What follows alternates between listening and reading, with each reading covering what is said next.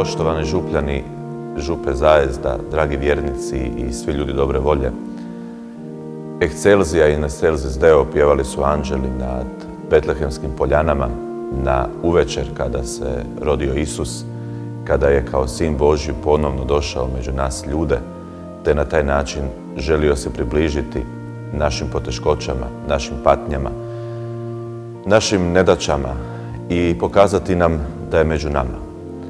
Večeras slavimo Božić, rođenje novorođenoga kralja, kralja svega svijeta, kralja koji je dao povoda za novi život, kralja koji nam je dao mogućnost obraćenja i ponovnog otkupljenja, kako bismo ponovno mogli doći u nebesko kraljevstvo kome svi težimo.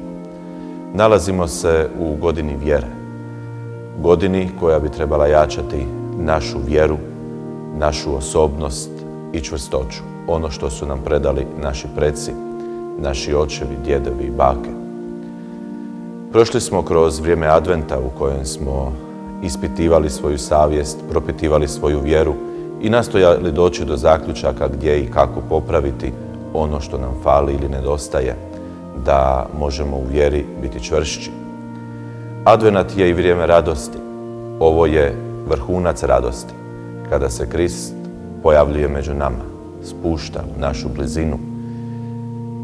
Zato pokušajmo ovaj blagdan Božića proslaviti radosno, u veselju, u zajedništvu svojih obitelji, s ljubavlju, veseli i radosni jedni prema drugima, da naš iskren, čestit Božić uistinu bude iskren, da ne bude samo forma riječi ili nekakva tradicija, nego doživljaj srca, doživljaj ljubavi, bratske ljubavi jednih prema drugima.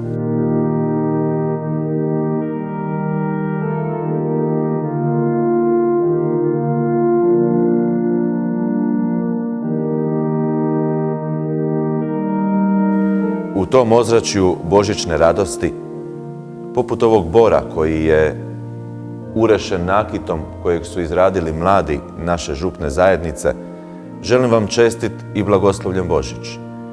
Da budete radost tamo gdje je žalost, da budete svjetlo tamo gdje je tama, da budete ljubav tamo gdje je nemir, da svojom prisutnošću razveseljujete sve s kojima se susretnete u sljedećoj godini, kako bi bili pravi primjer vjere, pravi primjer Kristove prisutnosti u našem svagdanjem životu.